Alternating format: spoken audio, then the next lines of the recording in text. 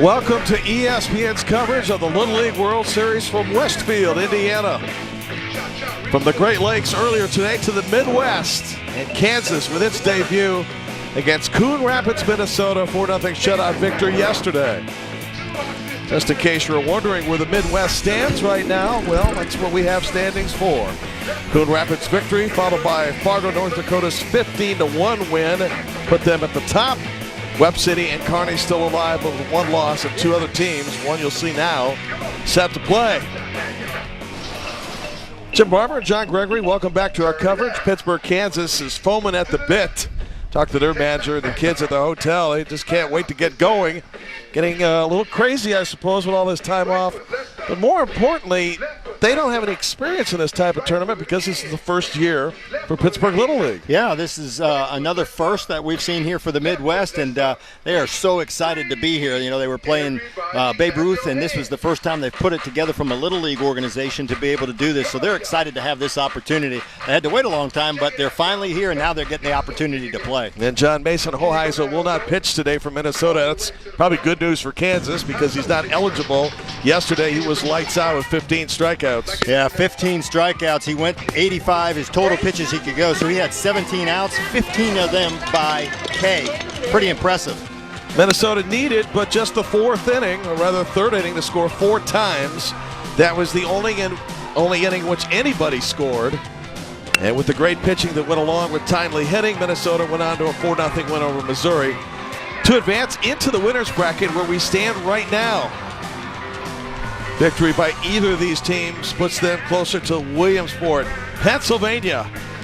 And before a hot, steamy day in Westfield, we'll have first pitch of it in a moment.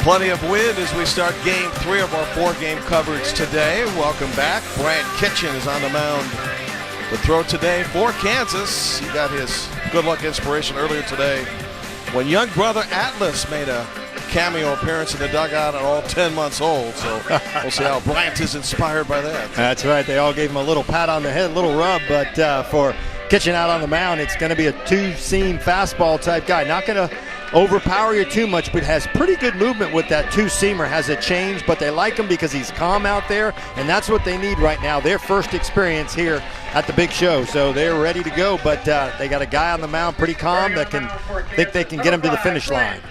Facing a Minnesota lineup in which the top 3 players scored runs yesterday. The top 4 had hits, and 2 of the first 3 had runs batted in. So this is important for Bryant Kitchen to try to get past this first inning. without any type of significant damage. Charles Pemberton leading off. We had a Chase Pemberton. And Chase yesterday 1 for 3, struck out twice. Rather 0 for 3 and scored a run.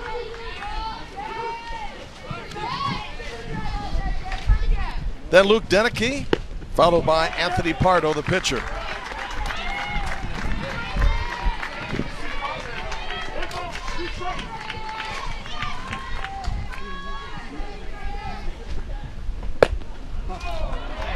Two balls, 2 strikes. Winner of this game moves on to 11 o'clock on Wednesday to face the winner of Iowa, North Dakota, which is coming up. Good start for pitcher Bryant Kitchen, 1 out.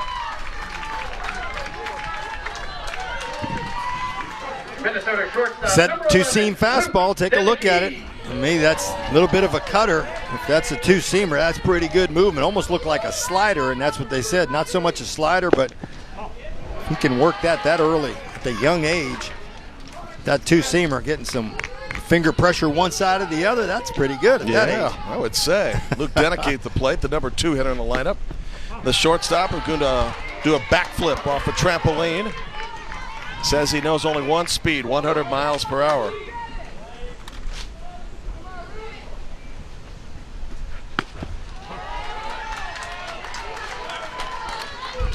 Weather has not cooled down a bit, still at 87 degrees.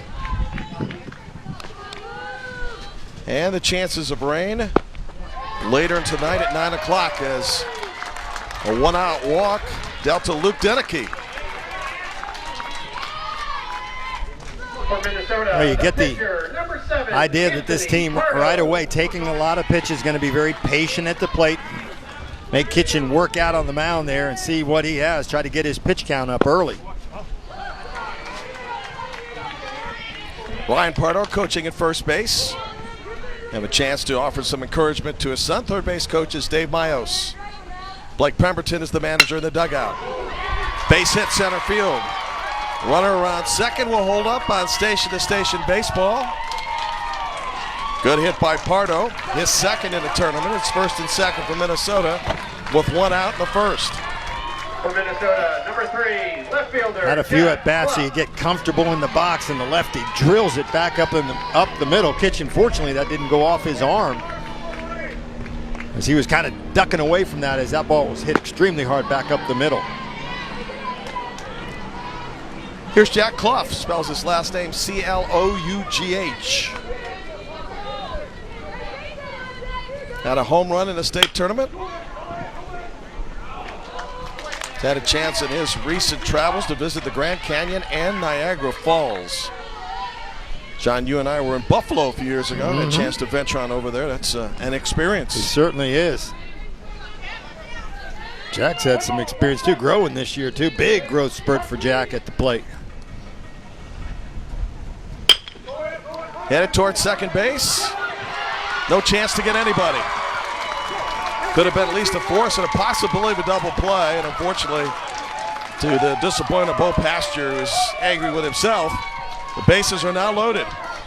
Yeah, take a look at this. You can see him. He wants to get that double play so bad, and kind of pulled off it just a bit, looked up, and get his target at second base, and wasn't able to come up with it. So danger here for Kansas. Mason Hoheisel at the play with the bases loaded. Takes a strike, 1 for 3 yesterday, and he struck out.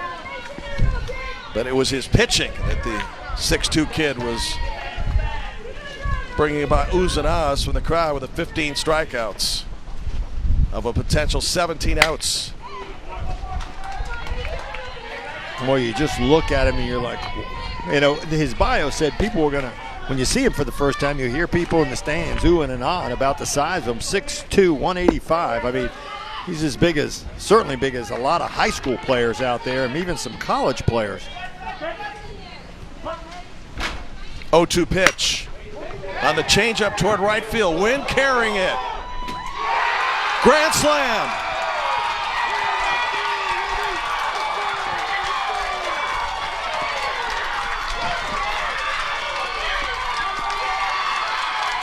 Everything but the Gatorade splash at home plate.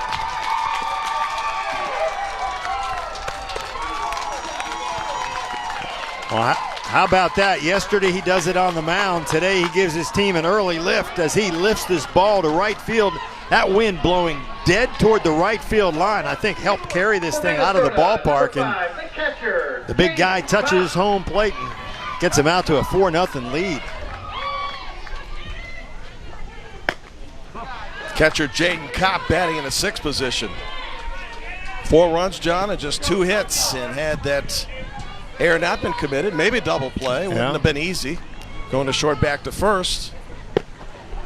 But you know, the teams that already have a game under their belt seem to come out swinging. Michigan, we saw that earlier today. Yep.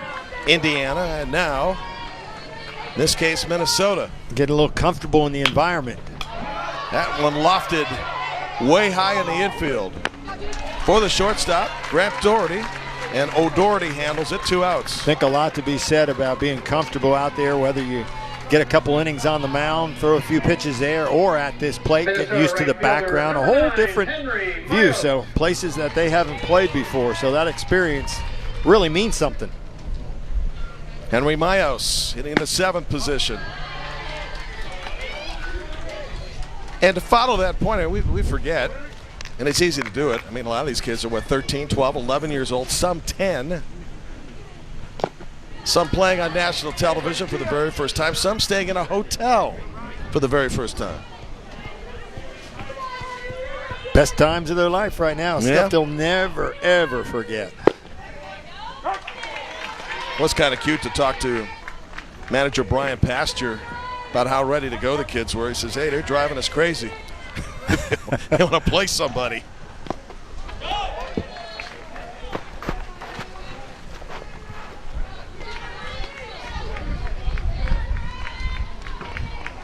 Count 2 balls, 2 strikes. He says it's a lot like a football team, all that fall training camp. Let's go hit somebody. Yeah, blow the whistle.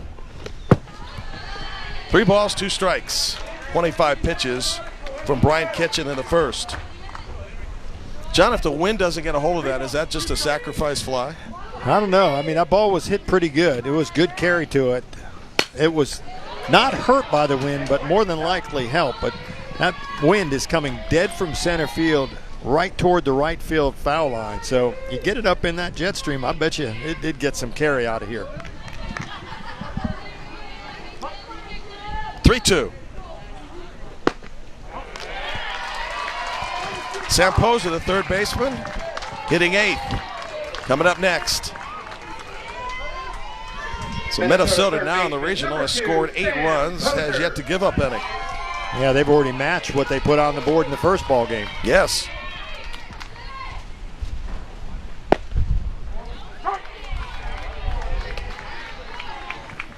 Seven o'clock tonight Eastern Time, Iowa and North Dakota. Iowa's first appearance in the Midwest Regional. North Dakota had an 8-run inning yesterday and a 15-1 win over Kearney, Nebraska.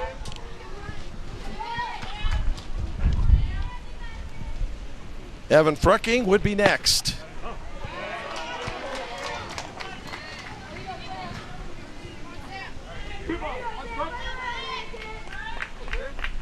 Minnesota All-Stars for a 4-year period, record of 39-1.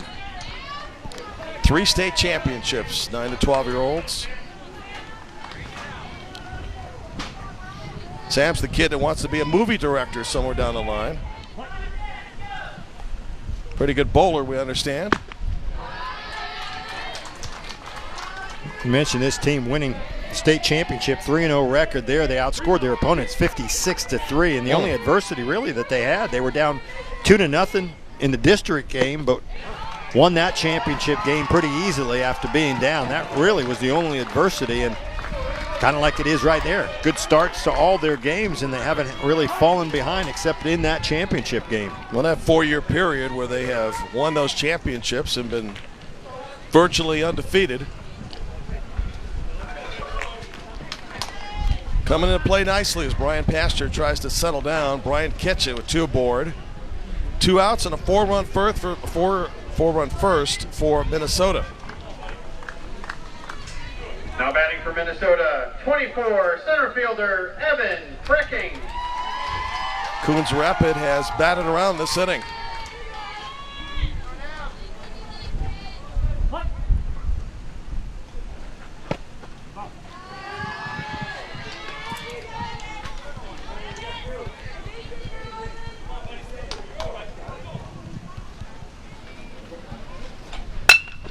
towards center field. Hauled in by Cooper Simmons. 3 outs. Mason Hoheisel with the bases loaded, going the opposite way for a grand slam. And a 4-0 Minnesota welcome to Kansas to the tournament.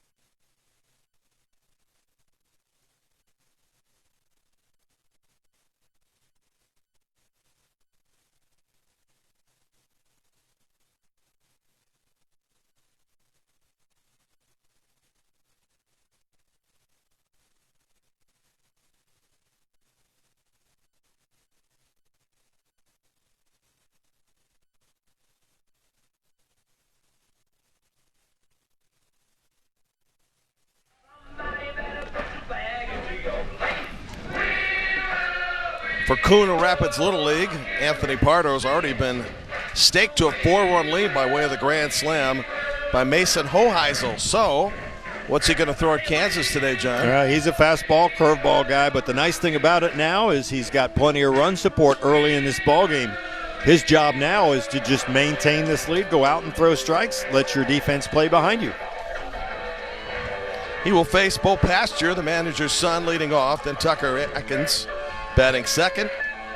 Cooper Simmons will hit third. Jackson Turnbull bats fourth. Then Brian Kitchen, Grant O'Doherty batting sixth. Connor will hit seventh. William eighth. Parker ninth. One left-handed hitter in the lineup, and that's the first baseman, Connor Van Beesler.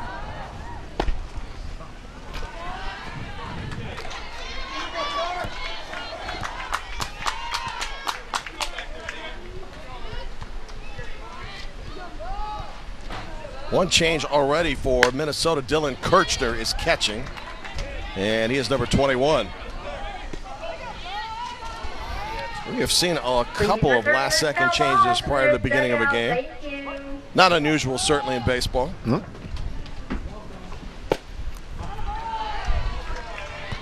thing they talk about is Pasture's speed at the plate. That's why he's in that leadoff spot, one of the fastest guys on this team. They say he's kind of a natural center fielder, but he's been forced, well, playing this situation, also you got to be all over the place. Third base, second base, we see him there, but he's probably, if anything, more of a natural outfielder. Turned 13 on June 25th. Tucker Akins, the catcher, would follow, and then Cooper Simmons. Count 3 balls, 2 strikes. Good start for Kansas in its half of the first. Now Tucker Akins. The catcher, 16, Tucker Akins.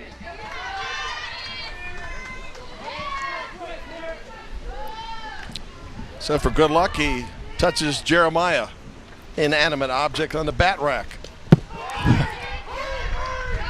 Now on the second base, Bo Pasture. Kansas with a bit of a threat in its half of the first. Well, both Tucker and Parker homing in the same game in state. Parker had a grand slam. Tucker, his cousin, first cousin, had a home run shortly thereafter that. So we got touching a hamster, touching a baby's head. Yes, and now Jeremiah. Whatever works, huh? There's a lot of superstitions in baseball, that's for sure. Starts at this, I'm telling you, it starts in Little League and it doesn't change. Gee, I wonder who they learned it from. It may get a little worse as you get older. Tucker stays alive. Ball of 2 strikes.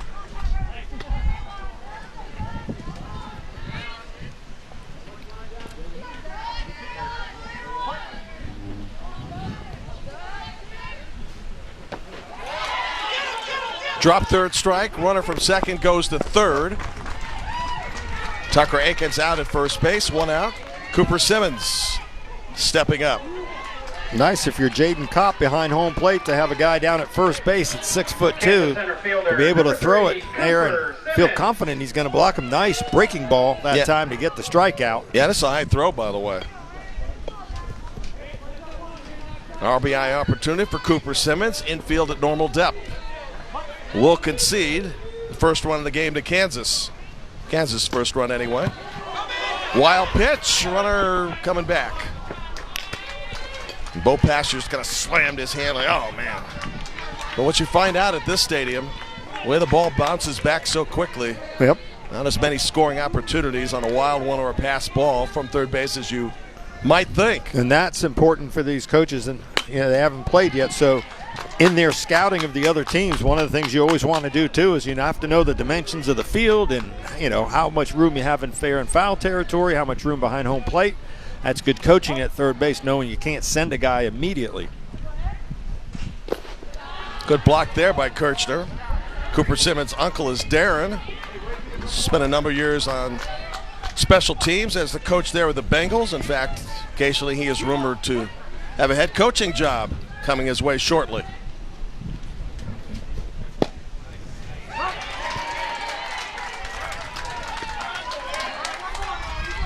Chris Ekstrom behind home plate. Andrew Kelly at first. Kevin Southold second. Scott Rosenberger at third. They all umpired in game one together. Just different spots. 4 umpires per baseball Little League World Series games. Girls softball, minus the championship anyway, in the regionals in Zionsville about 10 days ago, had 3.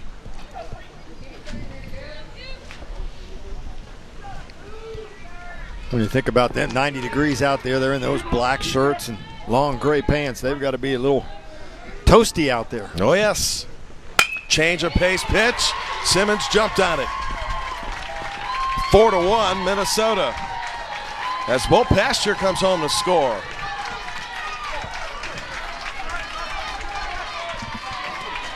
Well, that should help the Kansas morale a little bit after the Grand Slam homer. I agree with you. You want to come out after you put 4 up, you want to come out and get that shutdown inning where you don't give up a run. Well, it's important for Kansas to get on the board just for the opposite reasons. And so that's a big 1-run that they were able to put on there. I think that helps so much with that confidence because you can go back in the dugout and not score, and then, boy, things can start to unravel for you. And especially when you're playing in your very first game. And to get slapped in the face by that Grand Slam home run. First run scored against Minnesota in the regional 2 games. Ryan Kitchen, the pitcher, would follow. And a lot of pitches in the very first inning for Anthony Pardo.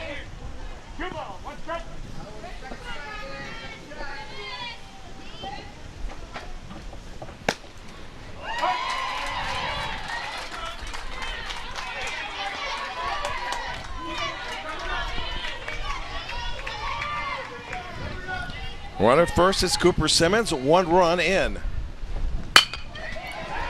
Toward left center field and dropping.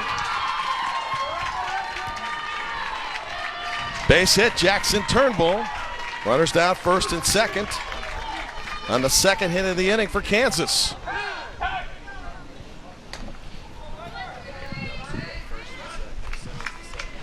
Off the end of the bat. Finds the right spot to fall in the outfield. No man's land for the base hit. In the meantime, manager Blake Pemberton in conversation with Anthony Pardo. As Kansas mounting an attack of its own in the first. Seems like as things are heating up, so is the scoring in these games. Here's Brian Kitchen, the pitcher. Number 5, the pitcher, Brian Kitchen.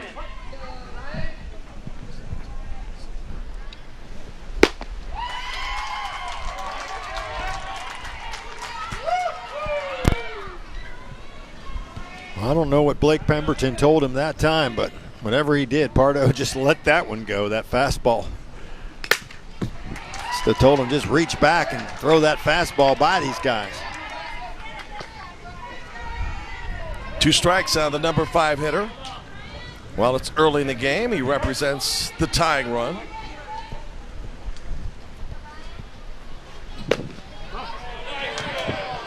That misses on the fastball, 1-2. As the story goes, he's already teaching his 10-month-old brother to switch hit. Popped up toward right field. Will it be fair or foul? Handled by Charles Pemberton in foul territory. 2 outs. By the way, your response to Bryant or to Atlas was teach him to be left-handed. Yeah. Throw left-handed anyway. Hit both ways. Throw with the left hand, maybe. Yes, sir. Not the lefty, the right. Chase Pemberton out there pulling that ball down. Nice play by him. That's a tough play to make. This is Grant O'Doherty, the shortstop. Connor Van Beesler would bat next if the inning continues. Runners at first and second, 2 outs. And 2 strikes. Snipardo's throwing just a bit harder right now. Yeah, I think his manager, Blake Pemberton, went out there and said, just reach back. Let it go. Don't aim that thing. Got 7 guys behind you and 1 in front of you. The catcher that'll help out. And a 3-1 or 4-1 lead, up by 3. In a first inning where Minnesota batted around. So the top of its order coming up in the second. 0-2. That gets away. Both runners in a scoring position, and Kansas tempted to send the runner around third. As it turns out, they'll hold him up. So Cooper Simmons now third base, Jackson Turnbull at second. Count a ball and 2 strikes with 2 outs. Big pitch. And Grant's hanging around. So the wild pitch gives Kansas another scoring chance.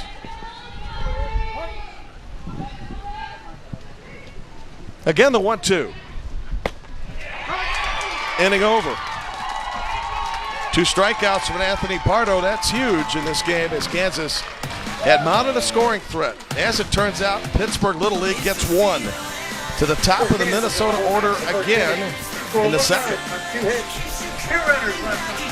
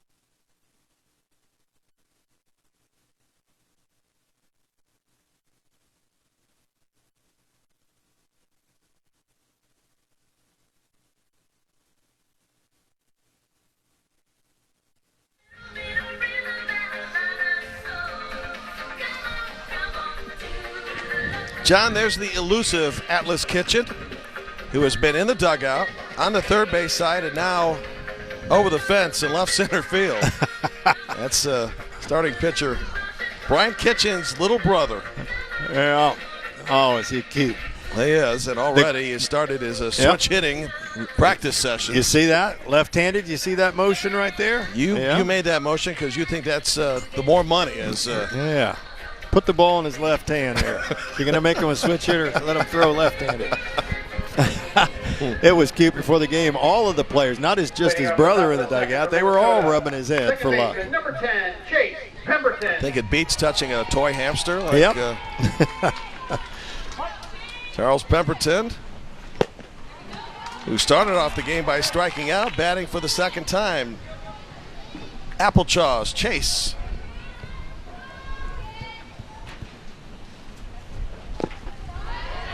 Chase scored a run yesterday in 3 official at-bats.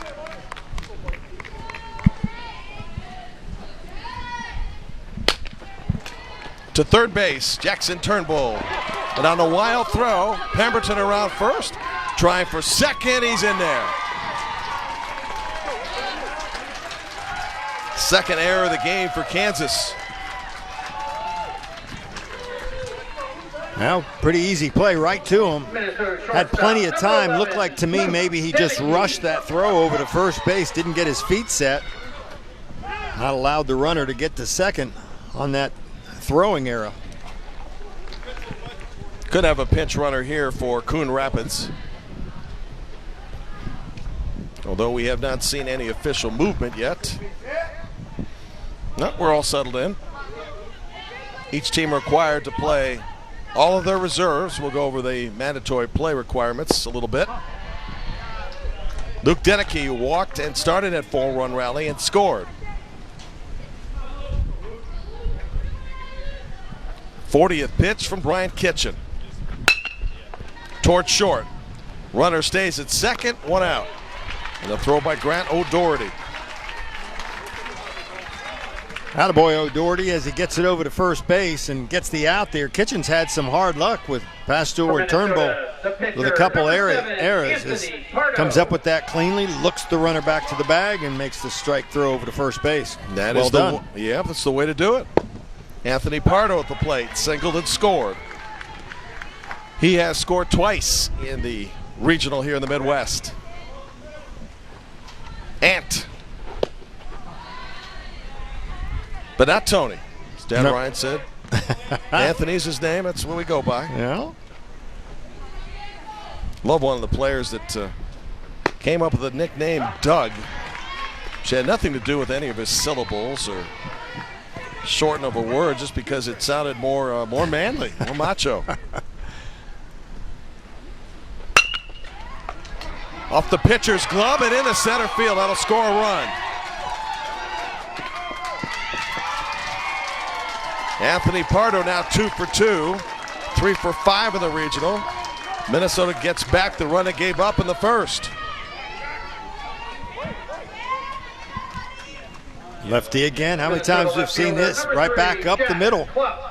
A ball gets by the pitcher off of his glove, and because of that created a really bad or tough hop for Pasteur at second base. Ball finds its way in the outfield. Now Minnesota doing its North Dakota, Michigan imitations, John, just pasting the baseball so far, particularly early in the game. It's almost like you wind up sending out your calling card. And it just puts, and we've seen it already, a couple errors on the defensive side of it. Even if you don't hit it hard, what you're doing is just putting some type of pressure on those guys on the defensive side to make a play. Keeping the ball in play. Yep. Jack Clough, who reached on an error that could have erased the inning, or at least one of the outs in that first. Wound up scoring on Mason Hoheisel's grand slam. Again off the pitcher's glove. This time in the right field. Well, didn't you say something about Bryant Kitchen's tough luck? It continues.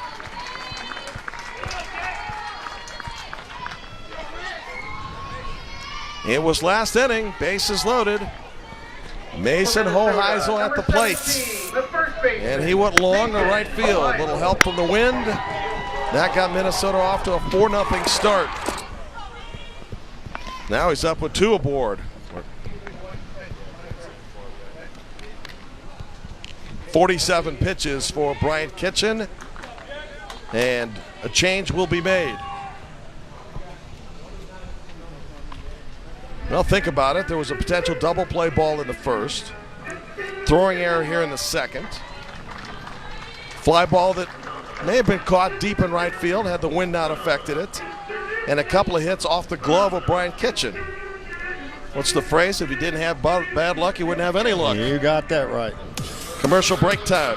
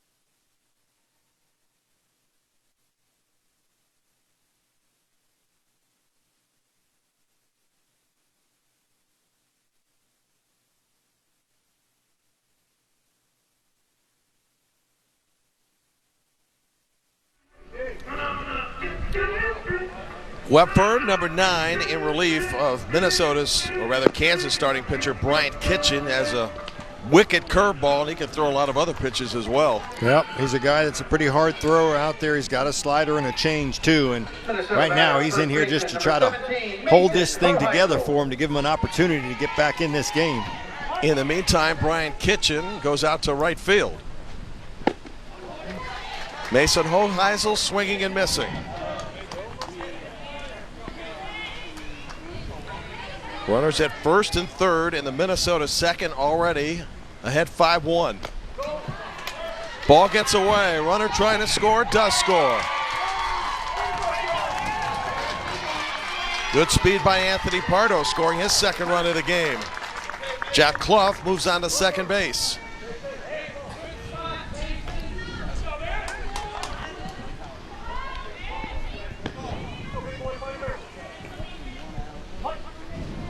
Still have to be careful with Hoheisel.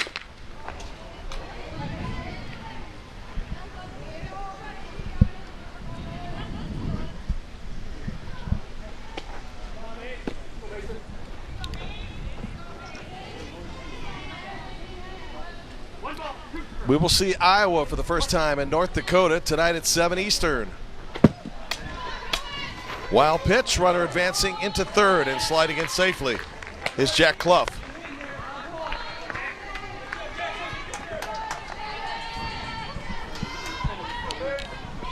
Count is 2-2 with one out here in the inning and 2 runs in.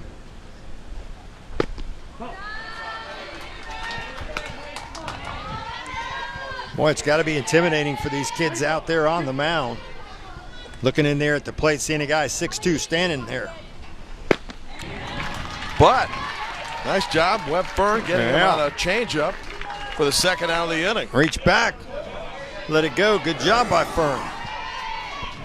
The Minnesota catcher. Fastball too. Yeah, got him right. on the fastball. That was not a changeup. That was gas. That's the place you want to get him too. Big guy like that, he wants it up there. Keep it down around his knees, make him go down and get it.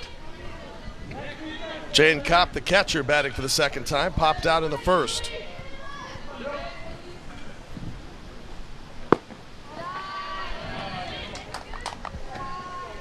Oh for 2 yesterday with a strikeout.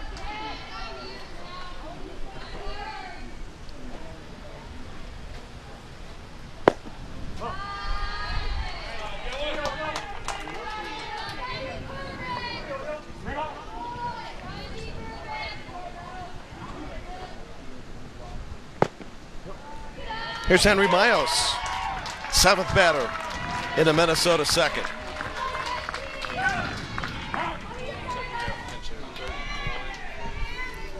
Max Hoheisel will step up and pinch hit.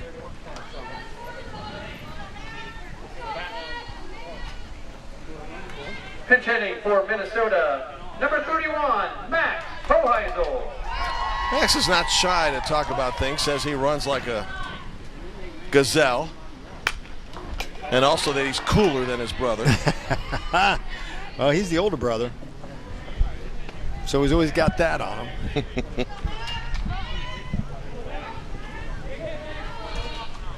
Max had A really good district and state tournament, too. Guy that's kind of accepted that role off the bench. Toward right field and fair. Gonna score one.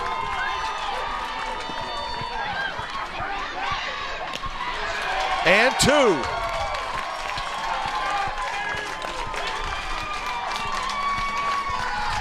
And the Minnesota Bats are alive and well again. I thought he was thinking three. His dad was too, it looks like, up there in the stands. That's a good look. He knew. Out of the box, he took off, and this thing just lands fair. He picks up a couple more RBI, and I think he's thinking three, and all of a sudden hits the brakes and gets back to the bag in time. Good base running. From Minnesota, number 9. Well, Max will just have to talk about it online. Running at second base. And pinch hitting for Minnesota, number 48, Zach Novak. Zach Novak, the 8th batter in the inning for Minnesota. Runner at second, 4 in the first for Minnesota, 4 in the second. And right field's become very favorable, John, for these Minnesota hitters. Well, that's the way the wind's going. Normally, I think that maybe that ball is catchable, but that wind helped it blow right toward the line. And in a right field, a great play by Bo Pasture at second base. Hit hard. In the second, Minnesota sends 8 to the plate. And it's the other Hoheisel coming through here with a 2-run double to right field. Just inside the line.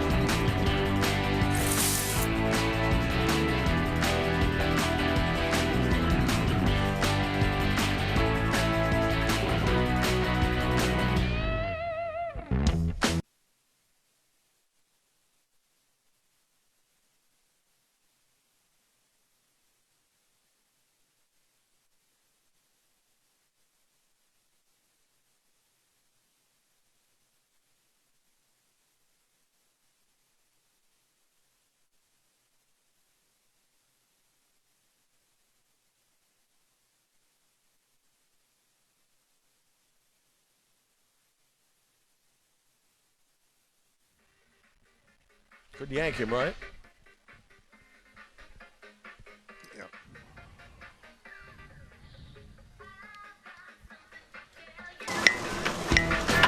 John, Little League, big dreams. Why not? Austin Dillon, the NASCAR circuit. He played the game. So did Tony Hawk. Skateboarding legend you've seen on ESPN, Chris Drury. New York Rangers, Pierre Turgeon. Almost 20 years in the National Hockey League. The great Phil Mickelson, a 5-time major champion.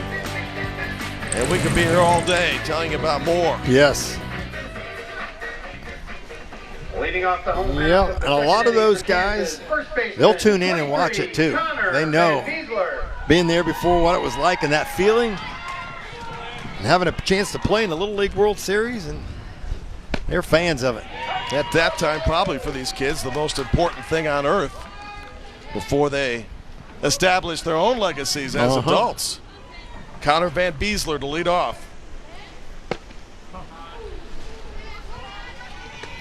Facing Anthony Pardo, who will now throw his 35th pitch.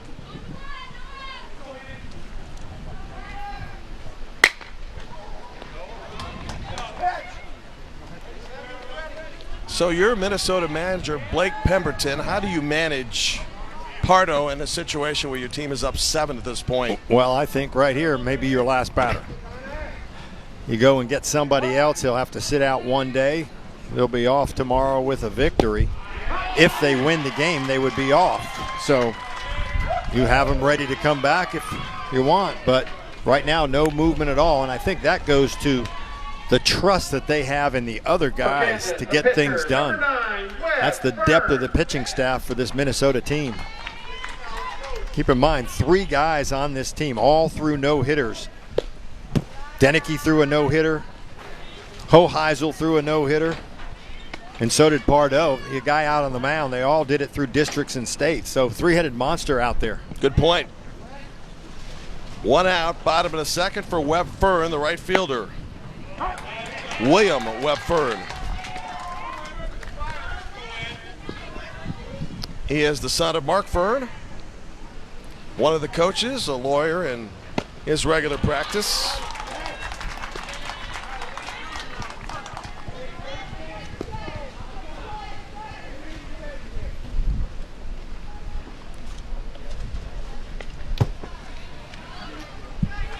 Minnesota has sent 17 men to the plate in 2 innings. Batted around in the first, just about batted around in the second. And the Hoheisel gang, 6 of the 8 RBIs on a grand slam and a 2-run double. Towards second base. Not a problem for Chase Pemberton. 2 outs in the second.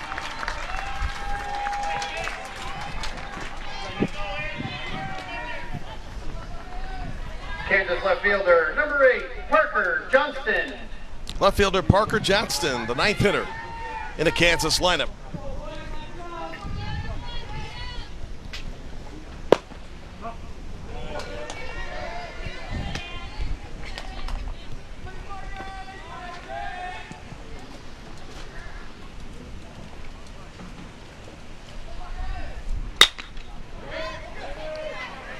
Toward right field in foul territory. Good run by Henry Miles, just couldn't get to it. We're talking about knowing your surroundings and on the field. If you're an outfielder, know where, believe it or not, know where the tarps are out there. And he does a good job of preventing injury by knowing where that thing is. You got the warning track over there, but nothing to warn you where that tarp is. So he handled that well. Yeah, it's not like you have a slew of relief pitchers out there on your side to guide you through that play as it's happening. That's right. You need communication. That's when your second baseman, first baseman have to let you know that you've got room or you don't have room. Parker Johnson right up the middle, a bullet right at Anthony Pardo. Tattooed that, and the inning continues for Kansas. Back to the top of the order. Wow.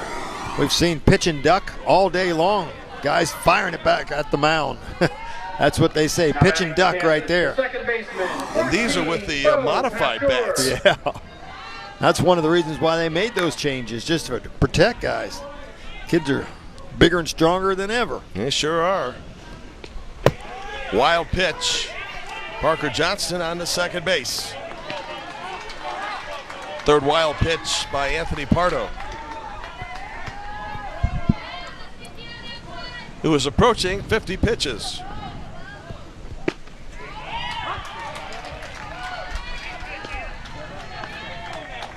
Minnesota would start its third with Evan Frecking, then back to the top of the order, which has really wreaked havoc on Kansas in this game, at least in terms of getting on base.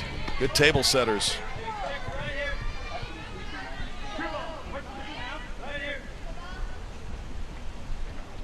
Now the 2-1.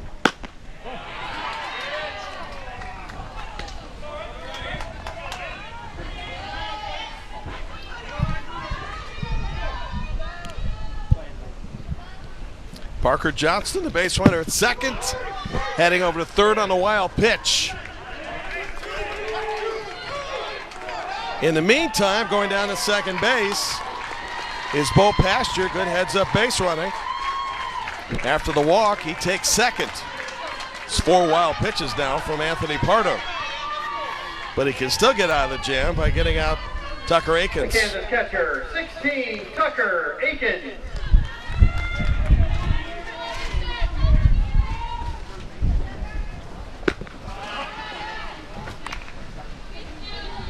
These catchers today, John, and I don't mean today overall in general terms, I mean today as in Monday, have really been working hard behind home plate.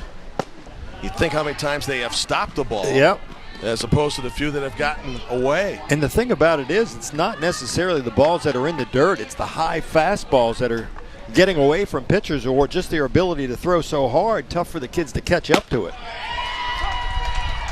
You can hear that mitt popping, and when they let that fastball go and it starts to tail away from them, catchers just can't get up there in time. Let's see how it's handled here. The pitch to Tucker Akins. The count now goes even.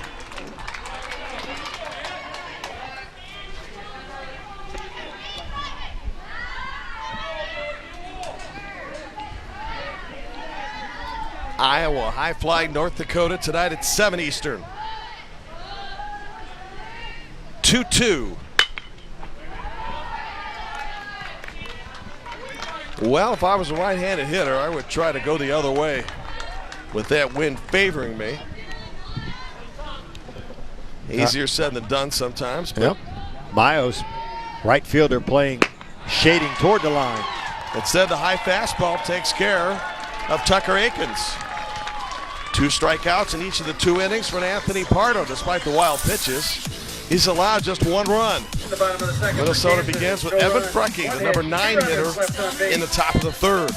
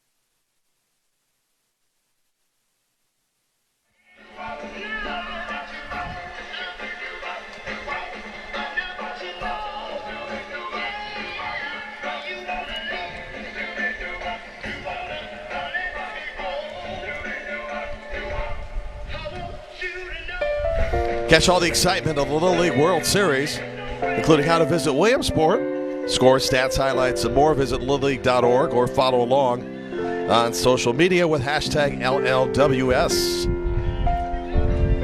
Jim Barber, John Gregory. Williamsport back in the day. Big then, even bigger now. And bigger every year. Yes. MLB and Little League International adding the Major League game to the agenda. That was last year. Defensive changes for Kansas. So have a change for Kansas. Returning to right field, number 9. As Kyson Bennett will come on the pitch. Taking over on the mound, number 15, Kyson Bennett. Entering the game, playing second base, number 25, John Patusik. And moving to center field, 14, Bo Pasteur. That one towards short. 8 up the shortstop. And Chuck Stenzel in a pinch hitting situation reaches to start the 3rd.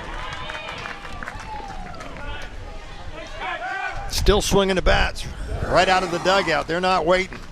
Gets the first pitch fastball and another short hop. Hard to handle ball. That was hit pretty hard. Chuck Stenzel reached base on the error. And now to Minnesota, number 24, Evan Frecking, re-entering at first base. Evan Frecking now will run for Chuck Stenzel, who pinch hit for Frecking. Got all that? Got it. Back to the top of the order, Chase Pemberton. Struck out, reached on an error, and scored. Doesn't have a hit in the regional yet, but has scored twice.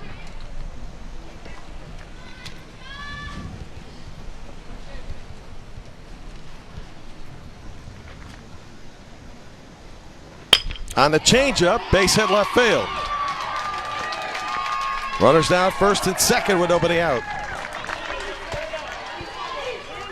Chase Pemberton waited on the pitch and wrapped it to left. Minnesota shortstop. There's no 11, hesitation in this Denny. lineup. They're finding their first pitch that they like, and they're taking a hack at it.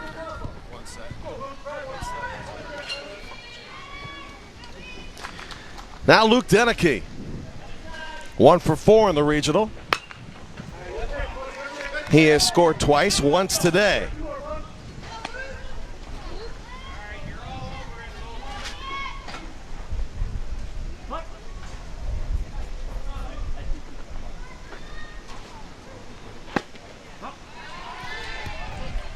This Minnesota lineup, John, has been turned over twice, so this is the third time, like Chase Pemberton, that Luke Deneke is batting.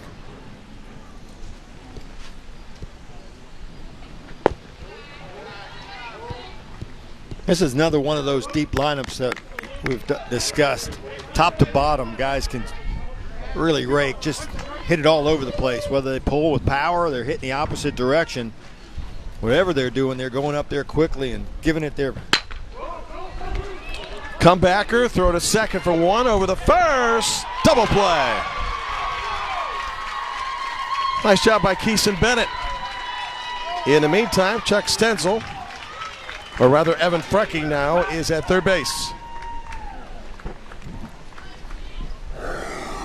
I think they may try to take a look at this to see if the double play here. They clearly get the runner at second, and they're probably going to get a reversal on this call here, as it looked like he was able to beat it down the first base line.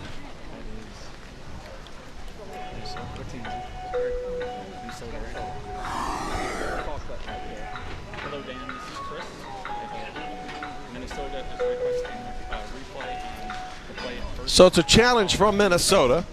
Each coach gets 2 challenges in the game, each manager. Let's see if this next angle makes it any clearer.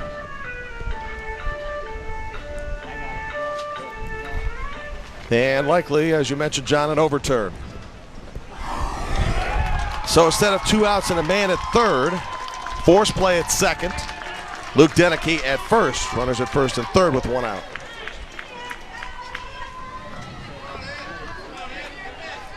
Now Anthony Pardo. For Minnesota, the Brings a pitcher, lot of number energy 7, to this Anthony team. Pardo. Had a grand slam in the state finals. 2 for 2 today, 3 for 5 in the regional, with 3 runs scored. Shows what kind of athlete you are when you throw a no-hitter in the district and come back, hit the grand slam.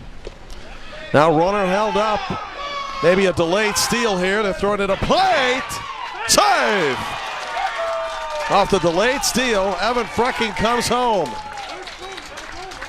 Well, by design, Luke Deneke got everybody jumping between first and second, and Evan Frecking just able to beat the throw. And no question about it. That was a design play for him to stop and try to create a throw to second base. That's going to get challenged, by the way. And I think they're not going to win that challenge either. His leg was in or his foot was on the plate prior to. That was a good call by the home plate umpire. An even better decision by this Minnesota team to kind of try to steal another run there, and they did.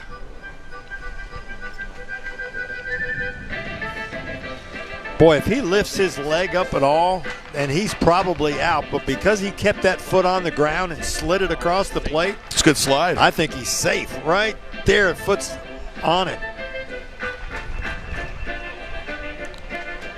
Call in the field by the home plate umpire. Chris Ekstrom is safe. And now Chris will find out if that call is confirmed or overturned. This is just good preparation for college football in replay, It sure is. which is coming up on ESPN in about 3 weeks.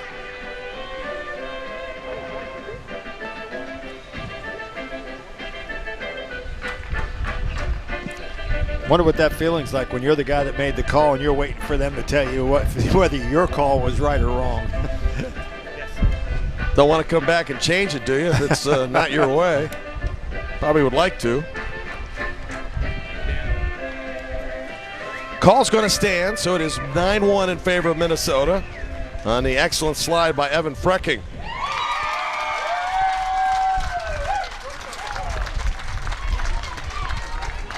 In the meantime, the kid that caused all the trouble was Luke Deneke, and he is still at first. Anthony Pardo remains at the plate.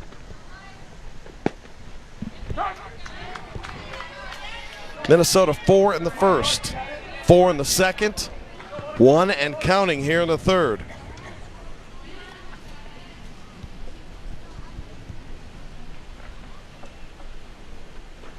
Pardo with a blast. Right field all the way to the fence. Luke Deneke around third, he will score. Anthony Pardo now 3 for 3. Twice to center field, now to right field. Yeah, pretty impressive at the plate. He can hit it anywhere on this field, and he can hit it with power too. Boy, that's a sweet looking swing for the lefty. That thing was up and inside. He turned on it and delivered it out there in a hurry into the gap and ends up at second base. Now Jack Clough.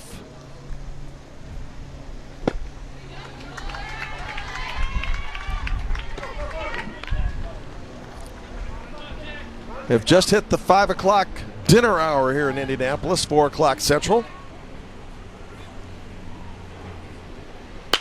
Now low-lining clouds over this diamond. Sun has gone away for the moment. And the forecast for later tonight, all eyes on that.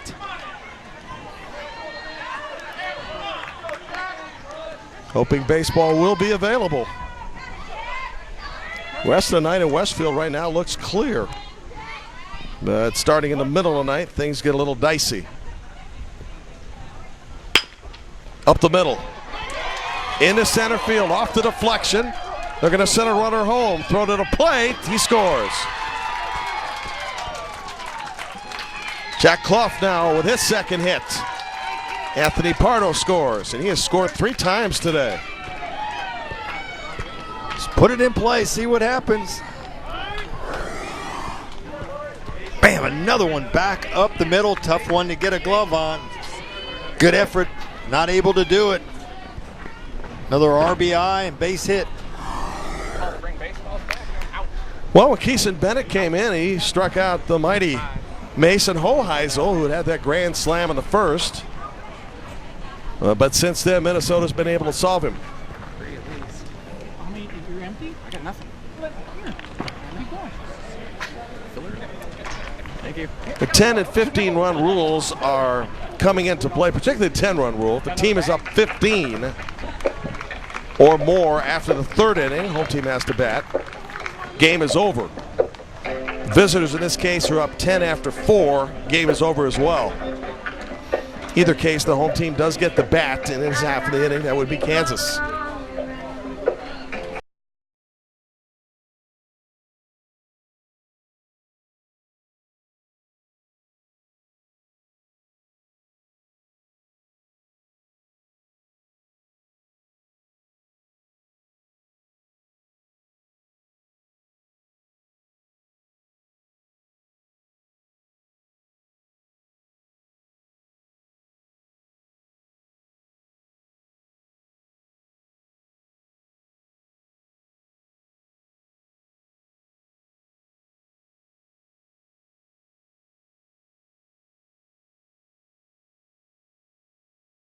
You know, he'll find himself probably a true center fielder, outfielder, but now on the mound too. And talking with his dad, everybody before this game said is basically anyone in that dugout can get out on the mound and at least give him some strikes and some opportunities. Moving from left field to center, number 8, Parker Johnston. And moving from center field to the mound, number 14, Bo Pastor. So Pastor now an opportunity to pitch. First baseman, number 17, Mason Hoheisel. Here's Mason Hoheisel, grand slam in the first. Got the scoring started for Minnesota, and it hasn't let up. 4 in the first, 4 in the second, 3 in the third. Please be sure and return that foul ball to the nearest dugout. Thank you.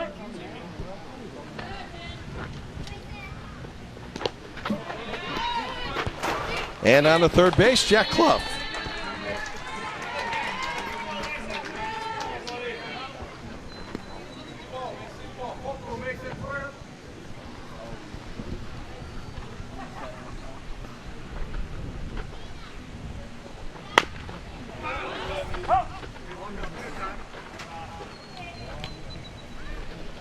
And Mason shaking up a bit. Not sure if it got him on the ankle or the left foot. Left leg.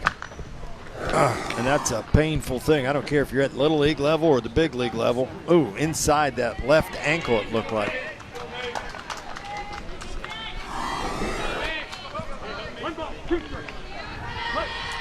Count as a ball, 2 strikes.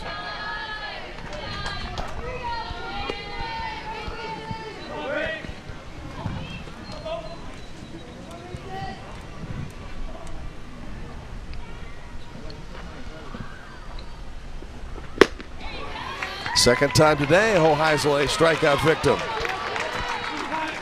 2 outs now in the inning. Reached back that time and really let that one go. You could hear the glove popping. Got him a fastball you don't necessarily want to elevate to Hoheisel. He did and still got him. Number 5, Jaden Kopp.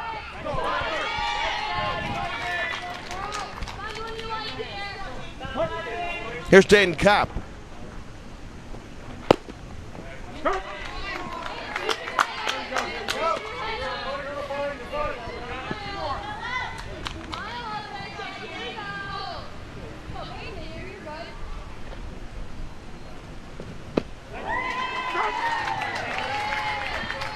Good looking breaking ball that time. Has really fooled him. That's as good a breaking ball as we've seen thrown from this team today. That one toward right field. Good play by Fern and right, inning over. For Kansas in its half of the third, Cooper Simmons, Jackson Turnbull, and Brian Kitchen are the scheduled hitters.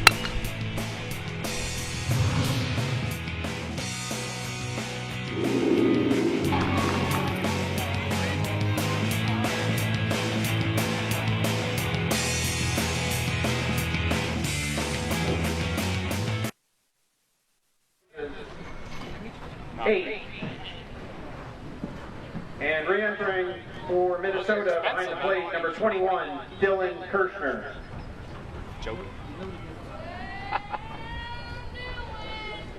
Then we expect a good dinner. Fans, why not take home a souvenir from your trip to the Central Region Tournament?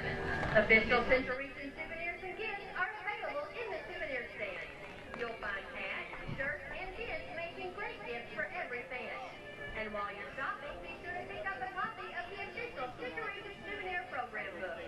Relive the memory of this special event with official Little League souvenirs on sale now. Sounds good.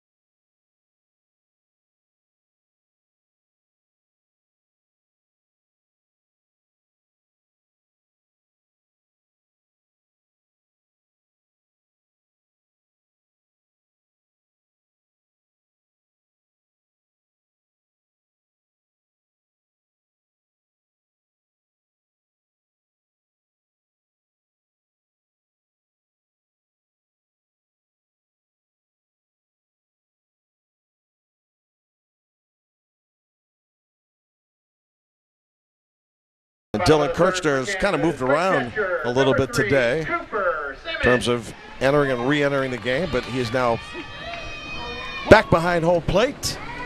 We go to the Kansas third and Cooper Simmons.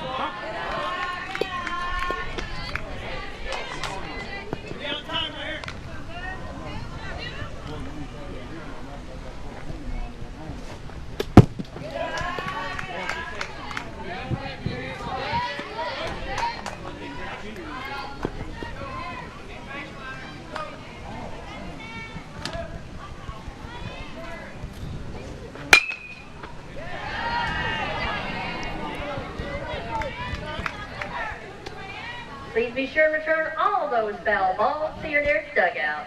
Thank you.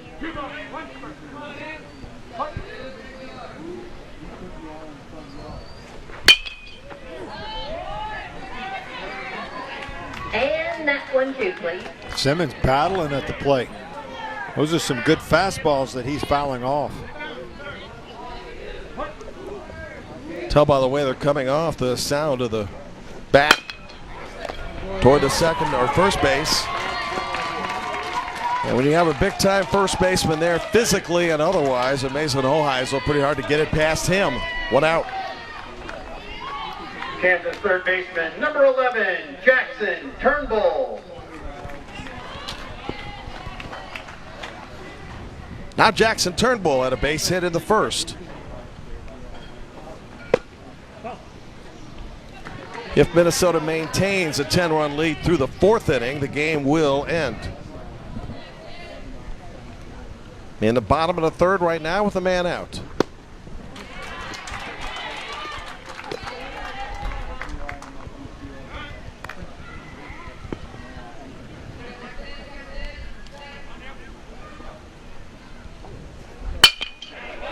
Base hit center field. Jackson Turnbull 2 for 2. Fourth into the game for Kansas. And where did he go with it? Right back up the middle. Absolutely. Why not? Pardo's been ducking all day. 64. They haven't been giving up any runs, but any ball that's hit, boy, it's right back at him. Kyson Bennett will pitch hit. Dead bats? What dead bats? Now batting for Kansas, the left fielder. What some of the 15, managers have said. Bennett. Yeah, we're playing with dead bats now. I'm with you. If you've got hitters up there and they can tag some pitches, I'm not sure it makes a whole lot of difference. Hasn't to Michigan so far with his home run ball. Yep. Really, John, can you tell a difference? No, you can't from up here, but certainly the players know it. And, you know, if you watch them over a course of a few seasons, it's tough for us to say because it's the first time we get to see these guys, maybe twice.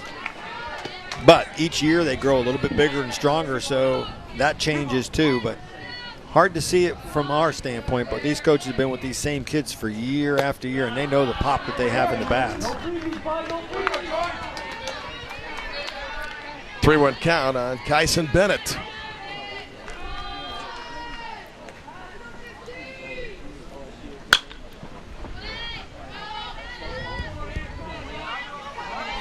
It has clouded up considerably here in Westfield. Yes, it has. Again, no rain now predicted tonight. Not until at least late tonight. On the docket for a good part of the morning tomorrow. This one spanked to center field. So for Kansas, back-to-back hits in the third inning. It's almost like Pittsburgh Little League is aware of the 10-run rule and saying, not so fast, everybody. Yep, good for them, and they're battling. Second one in a row, right? You can see Pardo, he ducked again. That ball wasn't even close to him. I think he's getting a little gun shy out there now. And his manager saying, that's enough. Yep, and that'll give him right over the 65 pitch count, so that's 3 days rest for him. And boy, what an effort he gave his team today. Luke Deneke now on the pitch for Minnesota. Take a look what Anthony Pardo has done so far, John. Yep, started off with the breaking ball. Got the pop. Breaking ball, fastball, breaking ball, then fastball, and then you step to the plate, and he does the same thing to the opposite pitcher, lines it back up the middle, and then drills one to right center field for a double. Defensive change for Minnesota. Pretty big day for that man. Leaving the mound after Anthony will go to third pitches base. with a threshold count of 65. In the meantime, Chase Pemberton is the shortstop now. Playing third base. Moving from third base over to second base, number 2, Sam Poser. Moving from second to short, number 10, Chase Pemberton. And moving from short to the mound, number 11, Luke Deneke. Sam Poser, number 2, becomes the second baseman.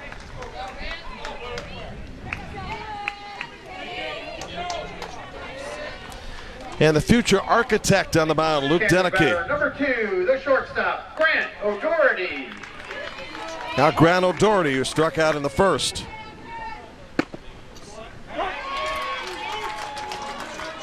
It doesn't get any easier for this Kansas team. As I mentioned before, Deneke's one of those guys that threw a no-hitter in the district playoff. So even the guys they're bringing in here in relief. Ball gets away, neither runner can advance. So the infield now for Minnesota is Anthony Pardo at third, Chase Pemberton at short, Sam Poser at second. Mason Hoheisel continues to man first base.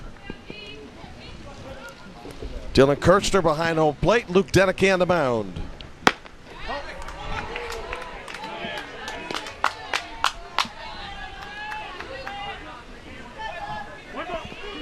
Grandma, spaghetti, and meatballs. Yeah. Is there anything better? No, sir.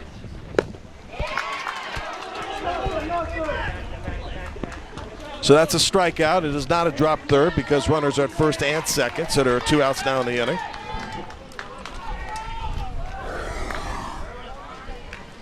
Mentioned Kansas first baseman, no hitter that he 23, had because he's got some Connor ability. Van That's a good looking breaking ball. Doesn't get any easier for this Kansas team facing this guy on the mound. Connor Van Beesler at the plate. He has played since his dad has coached. And his mom is a histologist, which is the study of tissue. Wow. Don't ask me to go any further on this, by the way. I don't have access to Wikipedia right now. So grandma's meatballs, mom's stroganoff. Gonna have a cook-off. Yeah.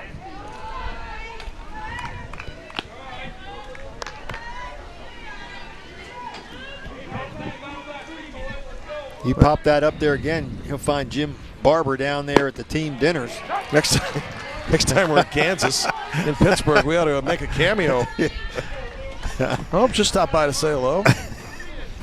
We're on dinner Jim's going to hour. be calling this Kansas dugout. Where's dinner tonight? 3 balls, 2 strikes on Connor. Runners at first and second in the Kansas third. Trying to put a couple on the board. And the bases are loaded as the hat comes off of pitcher Luke Deneke. He's having a hard time keeping that lid on. Now batting for Kansas, right fielder number 9, Webb Fern. Here's Webb Fern. Favorite athlete, the great Joe Montana. Boy, Deneke gets a little whip in that head. That's why that hat's not staying on there. When he releases the ball, his kind of head looks down real quick. Bam! Hat on the ground again. 2 strike count. Kansas has put base runners on in every inning and has left 4 so far. There are 3 on base down to third. Oh, he's get some whiplash the way he releases that ball.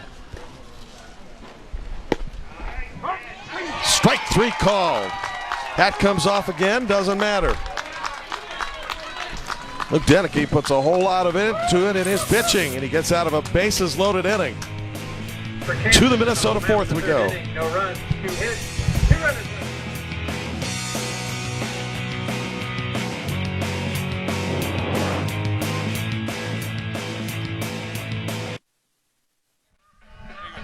Yeah, I got plenty, Jim. Don't worry about it. He's got it. Okay. Where I grew up in a real town with a prom queen and a plastic crowd. Really did just drive around and do what you do. Yeah, I'm going to watch him. Real bro, daddy rolled it real. Voice is already cracking, and it's only game 3.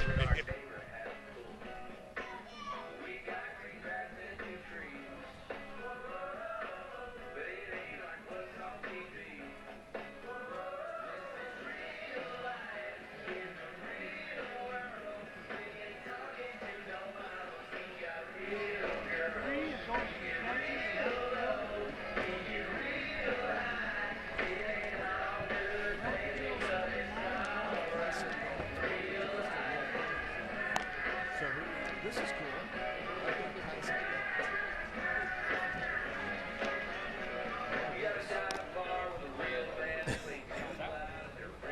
Defensive changes for Kansas.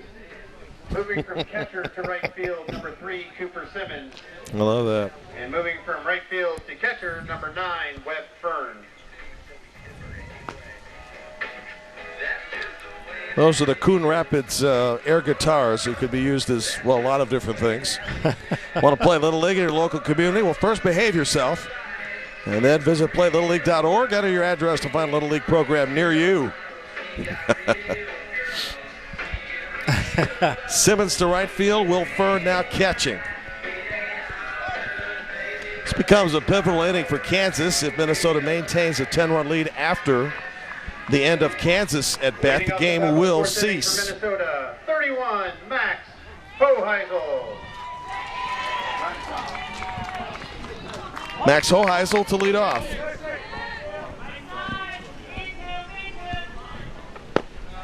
Minnesota batted around in the first, set 8 up in the second. And then in the third, batted 7 more. But this is the really cool Hoheisel, by the way, just in case you're wondering. Even though Mason says he's cooler.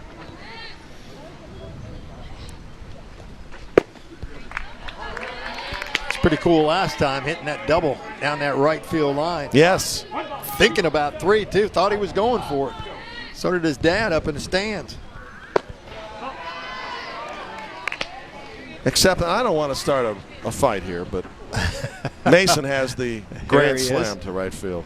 Just mentioning. Yeah. 3 balls, 2 strikes. I like all how the fathers up there, you were Yeah. just going to say this, they all stand during the course of the game.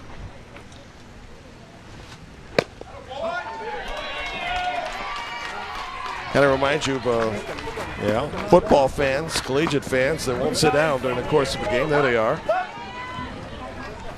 It's a good second-guessing position, too, I'd find isn't it? well, I don't know about the second. Yeah, probably right. But I think that's where I would find myself versus sitting there. I'd be a little bit too nervous. Need to stand to be able to walk around. Number 2, Sam You'd Poser. probably find me down that right field line somewhere.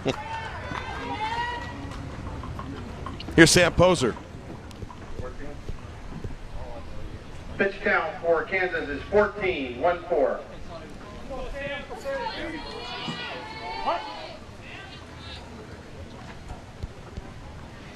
And it's been all Minnesota today. Came out of the chute swinging.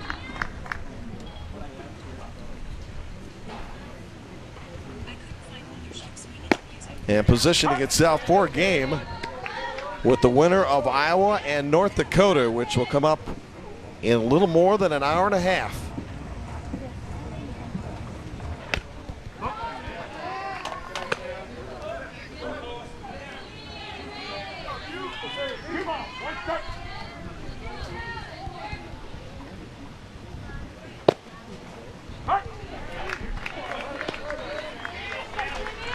Two balls, 2 strikes. Earlier today, Michigan 12, Wisconsin 2, and Indiana 8, Ohio 5. Poser just getting out of the way of that fastball. That was up around the head area. Toward right field, dropping in, base hit. Sam with his first hit of the game.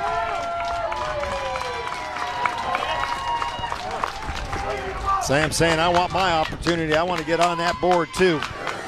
And the hits just keep on coming. And a big smile on his face, getting that, hitting a regional here. And here's a smile from his coach.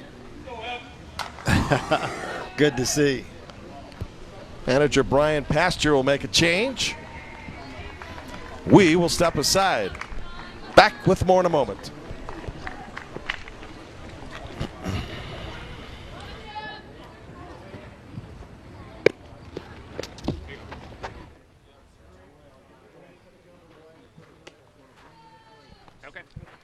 Pitching change for Kansas. Leaving the mound after throwing 20-2-0 pitches. Number 14, Bo Pasteur, now playing second base. Taking over on the mound for Kansas, number 25, John Patusik.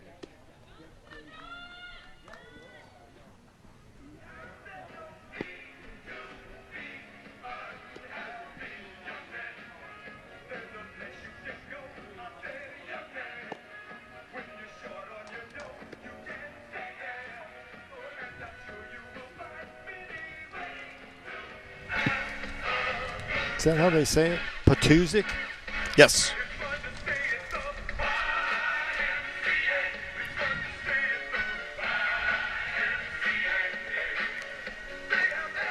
This is John Patusic getting a chance to pitch today for Kansas. He's a big bad John. John.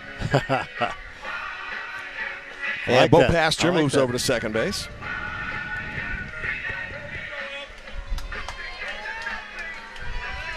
Now batting for Minnesota, center fielder, number 24, Evan Frecking.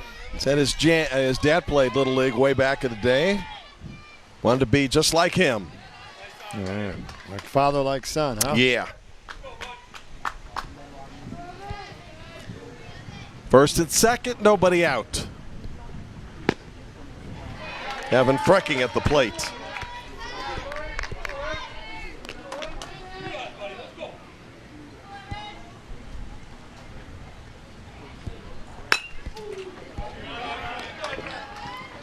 Well, they said that they could bring any one of these guys off the bench. 11 guys could throw out on the mound. We've seen quite a bit today. And a lot of these guys have performed pretty well throwing strikes. It's just they faced a team in Minnesota that can really hit the baseball. Yeah, Minnesota is just better. Dugout, thank you. And right now, Minnesota trying to make a run at Williamsport. Get a date with either Iowa or North Dakota. As Evan Frecking is retired on strikes, back to the top of the order. Minnesota shortstop, number 10. Outside Chase corner is what Pemberton. the home plate umpire gave him. 2 strikes. He a defender of that plate. By the way, Bo Pasture back at second base where he began the game. The way Bo's been moving around, maybe he'll play all 9 positions before we get done. Could be.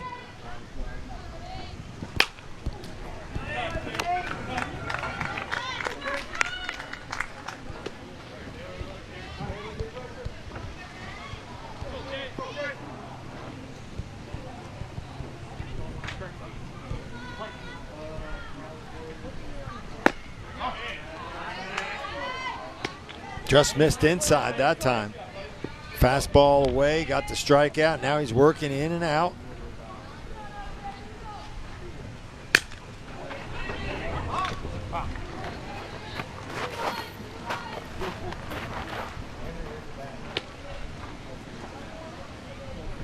One ball got into his kitchen, typically where you'd break a wooden bat. They're going to exchange it out. Yeah. It's the first time that's happened here in a couple of days we've been here.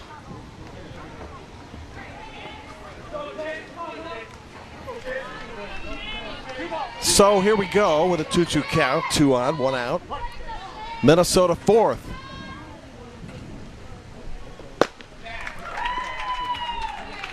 And back-to-back strikeouts by John Patusic. Yeah.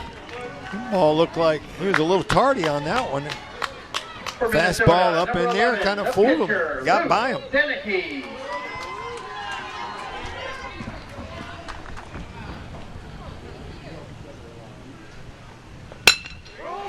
Headed to center field, base hit. Runner going to try to score. Long throw to home, they've got him. Parker Johnston with a terrific throw from center field. And Minnesota fails to score. Kansas needs a run to keep the game going. A pretty throw, John. Long way.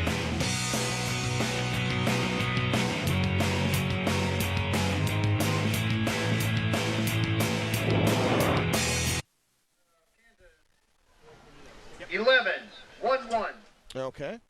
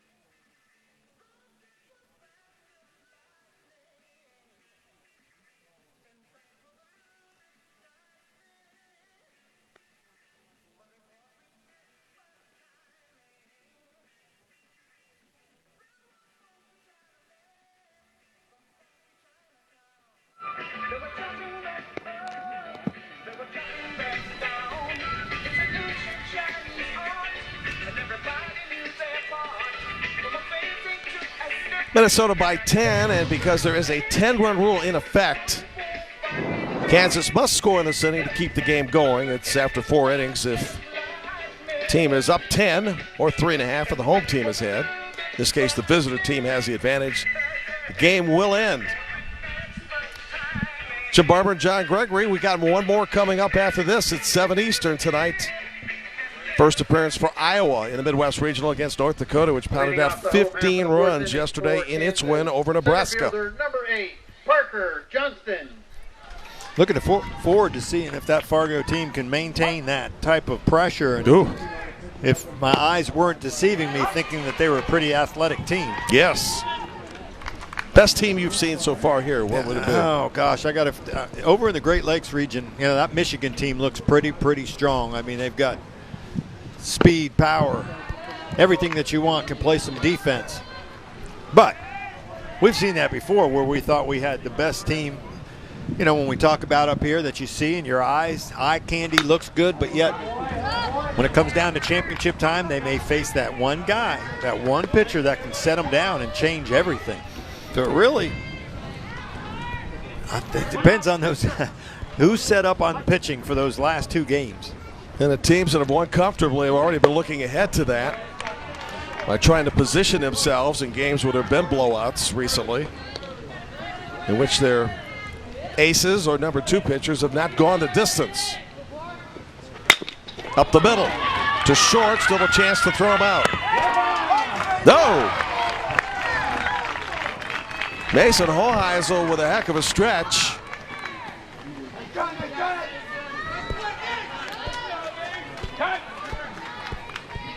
Now that stretch that he had there may have pulled him off the bag. They're probably going to take a look at it, see if the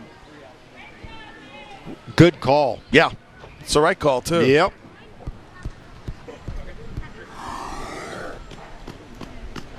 The play will be challenged. It is likely, though, that the call will stand.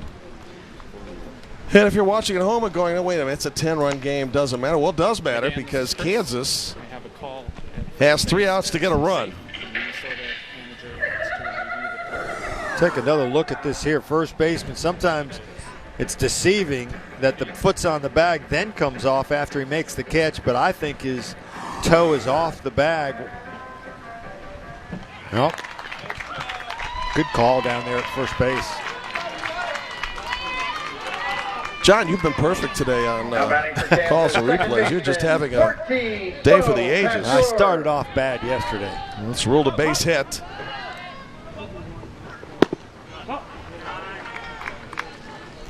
Does not represent Kansas' winning run, certainly, but a run that would prolong the game by at least an inning. Parker Johnson now with 2 hits in the game. Bo Pasture has walked twice.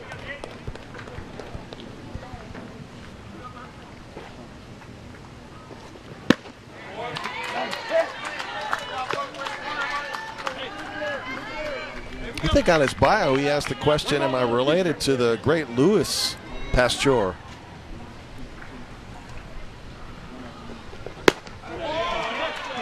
Yes, that's a good question to ask. 1 out in the inning. Pounding the strike zone right now. Deneke is Now out there batting for Kansas, Minnesota. the pitcher, 25, John Petusik. Watch his eyes. Head on the ball. Check swing, but got the strike. John Petusik did a nice job in relief at the plate for Kansas. A double play would end the game.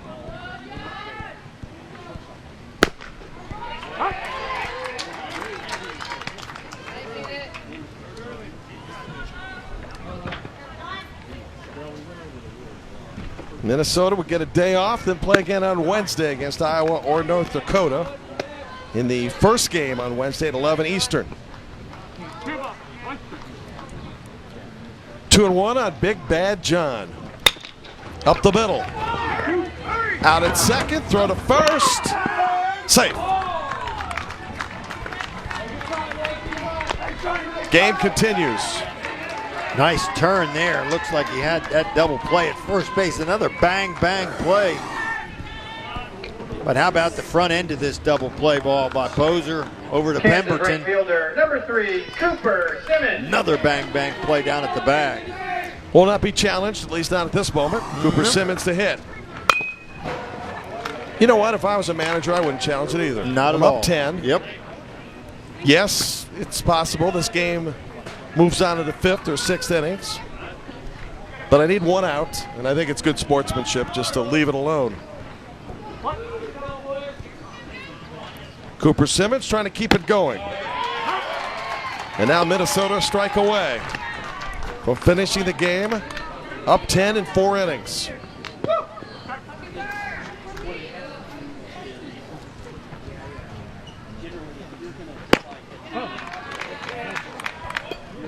There comes that hat off of. It's every time. I wonder how many he goes through a year.